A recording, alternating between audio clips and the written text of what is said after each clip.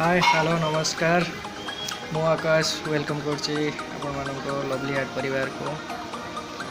आपण देखि पड़ुथिबे मो सामने रे गोटे अमेज़न रो कवर अछि जोतरे कि गोटे माइक ऑर्डर करथिली मिनी माइक। आसंतु देरी न करी ओपन करबा और देखिबा माइक कोन और केमिति काम करछि। चलो Audio Jungle.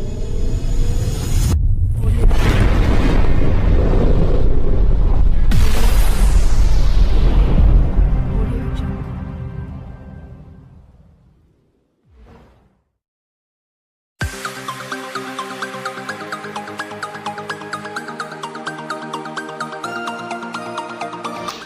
अमेज़न एमिति भाव कवर कर दौर जे जो थे कि कवर खोलिबा बहुत कष्ट।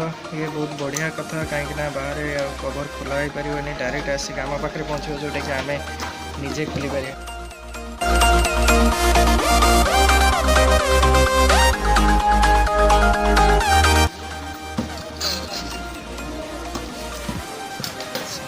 या भीतर किसी ना गोटे केवल देखा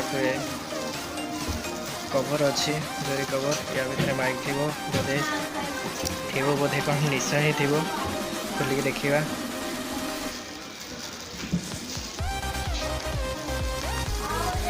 मुझे कहती अमेज़न जबरदस्त कवर है जो कवर के बाहर अति शीघ्र खोली पारनी जोटा कि आम पाखे पहुँचला आम खोलिक देखा टाइम लगुच से खोलियापाई बहुत जल्दी खोलिया चेष्टा कर। मोर भी एक्साइटेड अच्छी केमती खोलिक देखी कौन जिनस अच्छी। अरे वाह एते कवर पड़े छोटिया जिनस देखिए छोटिया जिनस बड़ा कमाल कौन हो देखिपे ये माइक जो माइक वीडियो रिकॉर्डिंग करने समय साउंड क्लियर भाव में आसीपर। यार वायर भी काफी लंबा अच्छी लगुच।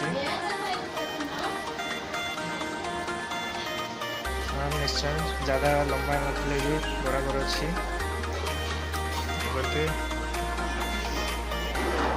ये देखिए पॉप फिल्टर देसी पॉप फिल्टर देसी जो थे कि साउंड बराबर फिल्टर दे पार। चलो तो टेस्ट कर नवा। फाइनली कनेक्ट करदेली माइक मो फोन ले।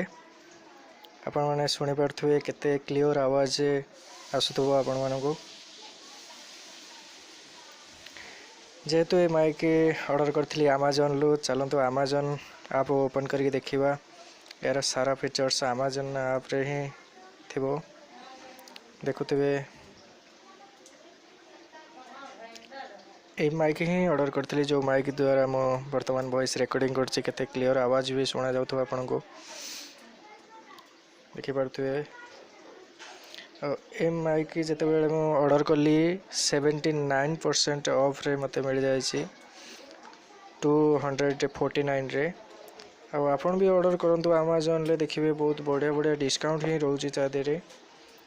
आ ए माइक रो फीचर्स है डेली एक्सेसरीज जो माइक SKM एंटरप्राइजेस स्पाइकाफ्ट 3.5 mm क्लिप्स colour mic for voice recording mobile PC laptop android smartphone DSLR camera रे भी सपोर्टेड हो पड़ची। मतलब ये सबू काम रे ही आसी परिबो केवल स्मार्टफोन नहीं कैमरा रे भी मध्य सपोर्टेड को मध्य ऑर्डर करि परिबे। मो डिस्क्रिप्शन ले दे देबी लिंक सीधा जाके जो थे ऑर्डर करि परिबे। और देखि पड़ते केते क्लियर आवाज ही आसुची ए माइक द्वारा। बेसिकली ए माइक नुआ यूट्यूबर जो माने वीडियो शूटिंग रिकॉर्डिंग करुथुवे मोबाइल ले वॉइस भी बहुत क्लियर आसीबो या द्वारा।